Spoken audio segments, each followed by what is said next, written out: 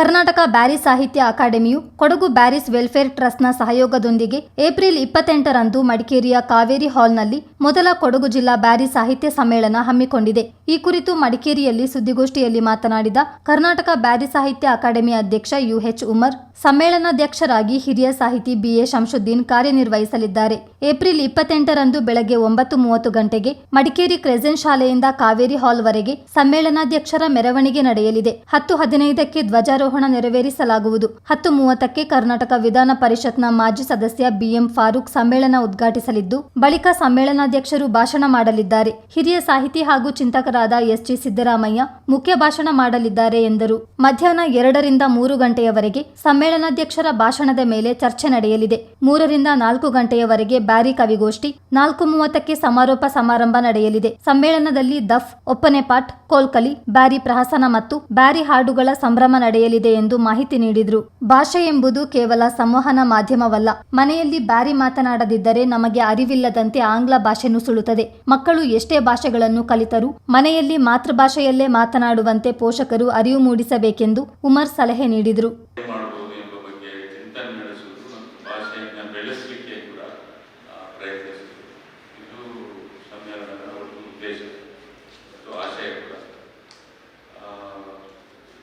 ಇದರ ಆಚೆಗೆ ಪುಸ್ತಕಗಳ ಪ್ರಕಟಣೆ, ಸಾಂಸ್ಕೃತಿಕ ಕಾರ್ಯಕ್ರಮ ಇದೆಲ್ಲವೂ ಇರುತ್ತೆ. ಎಲ್ಲ ಸಾಹಿತ್ಯ ಸಮ್ಮೇಳನದಲ್ಲಿರುವಾಗ ಚರ್ಚಾಗೋಷ್ಠಿ, ಕವಿಗೋಷ್ಠಿ ಎಲ್ಲವೂ ಇರುತ್ತೆ. ಸಾಹಿತ್ಯ ಸಮ್ಮೇಳನ ಅಧ್ಯಕ್ಷರಾಗಿ ಮಡಿಕೇರಿಯವರೇ, ಅವರೀಗ ಮಂಗಳೂರಲ್ಲಿ ಸೆಟ್ಲ್ ಆಗಿದ್ದಾರೆ.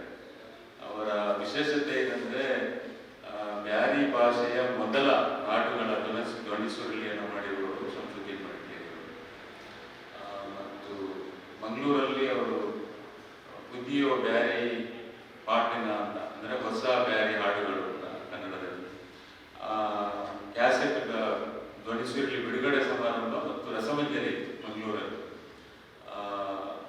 ಅದು ಬ್ಯಾರಿ ಮೊದಲ ಸಾರ್ವಜನಿಕ ಬ್ಯಾರಿ ಸಾಂಸ್ಕೃತಿಕ ಕಾರ್ಯಕ್ರಮ 1985ರಲ್ಲಿ 83ರಲ್ಲಿ ಮಂಗಳೂರು ಪುರಭವನದಲ್ಲಿ ಹಮ್ಮಿಕೊಂಡಿದೆ.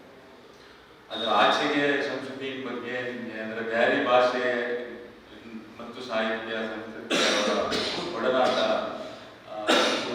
ವಿಶೇಷವಾಗಿ ಅವರು ಬ್ಯಾರಿಗಿಂತ ಕನ್ನಡದಲ್ಲೇ ಜಾಸ್ತಿ ಬರೆದಿದ್ದಾರೆ. ಅವೆಲ್ಲವೂ ನಿಮಗೆ ಗೊತ್ತಿದೆ. ಅವರು ಪತ್ರಕರ್ತರಾಗಿ ಕೂಡ ಕೆಲಸ ಮಾಡಿದ್ದಾರೆ. ಮತ್ತು ಸಾಕ್ಷರತಾ ಆಂದೋಲನ, ಆಶಾ ಕಾರ್ಯಕರ್ತರಿಗೆ ತರಬೇತಿ, ಅವರೊಬ್ಬ ಸರ್ಕಾರದ ಬೇರೆ ಬೇರೆ ಯೋಜನೆಗಳಿಗೆ ಅವರು ತರಬೇತಿದಾರ ಮತ್ತು ಸಂಪನ್ಮೂಲಗಳಿಗೆ ಕೂಡ ಕೆಲಸ ಮಾಡಿದ್ದಾರೆ. ಸಮ್ಮೇಳನವನ್ನು ಬೆಳಿಗ್ಗೆ ಈ ಕ್ರಿಸೆಂಟ್ ಶಾಲೆಯಿಂದ ಒಂದು ಸಮ್ಮೇಳನಾಧ್ಯಕ್ಷರ ಮೆರವಣಿಗೆ ಇರುತ್ತೆ ಬೆಳಿಗ್ಗೆ. ಅದಾದಮೇಲೆ ಧ್ವಜಾರೋಹಣ ಇರುತ್ತೆ.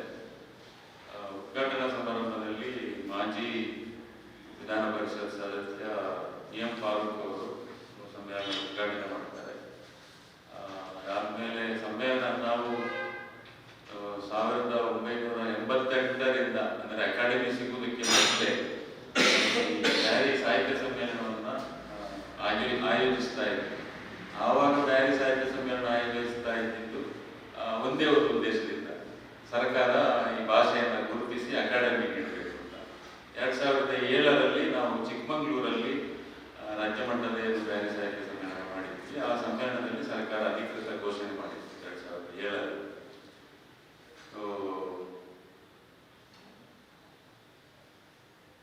ನಾವು ಎಲ್ಲ ಸಮ್ಮೇಳನಗಳಲ್ಲಿ ಚರ್ಚಾಗೋಷ್ಠಿಗೆ ಸಮ್ಮೇಳನಾಧ್ಯಕ್ಷರ ಭಾಷಣದ ಮೇಲೆನೇ ಚರ್ಚೆ ಮಾಡ್ತಾ ಇದ್ವಿ. ಅಂದರೆ ಬೇರೆ ಕನ್ನಡ ಸಾಹಿತ್ಯ ಸಮ್ಮೇಳನದಲ್ಲಿ ವಿಚಾರಗೋಷ್ಠಿಗೆ ಒಂದು ವಿಷಯ ಇಟ್ಟು ಆ ವಿಷಯದಲ್ಲಿ ಚರ್ಚೆ ಮಾಡುವುದು ಸಾಮಾನ್ಯ. ಆದರೆ ನಾವು ಅಂತ ಒಂದು ತುಂಬ ಮುನೀರ್ ಅವರು ಫೋನ್ ಮಾಡಿ ಕೇಳಿದ್ರು, ಸಮ್ಮೇಳನಾಧ್ಯಕ್ಷರ ಫೋಟೋ ಯಾಕೆ ಇಲ್ಲ ಇನ್ವಿಟೇಷನ್ ಅಂತ. ಸೊ ಆ ಸಂಪ್ರದಾಯವನ್ನು ನಾವು ಶುರು ಮಾಡೋದು ಬೇಡ ಅಂತ ಅನ್ಕೊಂಡಿದ್ವಿ. ಆ ಸಮ್ಮೇಳನಾಧ್ಯಕ್ಷರ ಫೋಟೋ ಹಾಕಿದರೆ ಅಕಾಡೆಮಿ ಅಧ್ಯಕ್ಷ. ಸಮ್ಮೇಳನ ಸ್ವಾಗತ ಸಮಿತಿ ಉಪಾಧ್ಯಕ್ಷ ಅಮೀನ್ ಮೊಹಿಸಿನ್ ಮಾತನಾಡಿ, ಬ್ಯಾರಿ ಎಂಬುದು ಬಹಳಷ್ಟು ವೈವಿಧ್ಯತೆಯನ್ನು ಹೊಂದಿರುವ ಭಾಷೆ. ಬ್ಯಾರಿ ಸಂಸ್ಕೃತಿಯನ್ನು ಉಳಿಸುವ ದೂರದೃಷ್ಟಿಯೊಂದಿಗೆ ಸಮಿತಿ ಹಾಗೂ ಅಕಾಡೆಮಿ ಕಾರ್ಯನಿರ್ವಹಿಸುತ್ತಿದೆ ಎಂದರು. ಉದ್ಯೋಗ ಹಾಗೂ ಶಿಕ್ಷಣದಲ್ಲಿ ಬ್ಯಾರಿ ಸಮುದಾಯಕ್ಕೆ ಮೀಸಲಾತಿ ಒದಗಿಸುವಲ್ಲಿ ಅಕಾಡೆಮಿ ಶ್ರಮಿಸುತ್ತಿದೆ. ಬ್ಯಾರಿ ಭವನ ಸ್ಥಾಪನೆಗೆ ಜಿಲ್ಲಾಡಳಿತ ಜಾಗ ಗುರುತಿಸಿಕೊಡುವಂತೆ ಮನವಿ ಮಾಡಿದರು.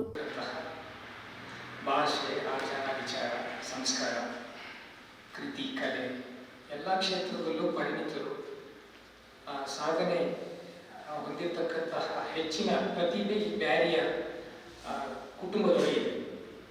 ನಿಟ್ಟಿನಲ್ಲಿ ಮಕ್ಕಳ ವಿದ್ಯಾರ್ಥಿಗಳಿಗೆ ಉದ್ಯೋಗಾವಕಾಶ ಮತ್ತು ಬ್ಯಾರಿಯನ್ನು ಅವಲಂಬಿಸುವಂತಹ ಒಂದು ಪರಿಪಾಠವಾಗುವಂತಹ ಒಂದು ದೂರಗಾಮಿ ಚಿಂತನೆಯೊಂದಿಗೆ ಈ ಸಂಸ್ಕೃತಿಯನ್ನು ಶಾಶ್ವತವಾಗಿ ಉಳಿಸಬೇಕು ಅನ್ನುವಂತಹ ಬಹಳ ಒಂದು ದೂರದೃಷ್ಟಿಯ ಒಂದು ಆಲೋಚನೆಯೊಂದಿಗೆ ಈ ಸಮಿತಿ ಅದರಲ್ಲೂ ಕೂಡ ಅಕಾಡೆಮಿ ಹಗಲಿರುವೆಂದರೆ ಕೆಲಸ ಮಾಡ್ತಾರೆ.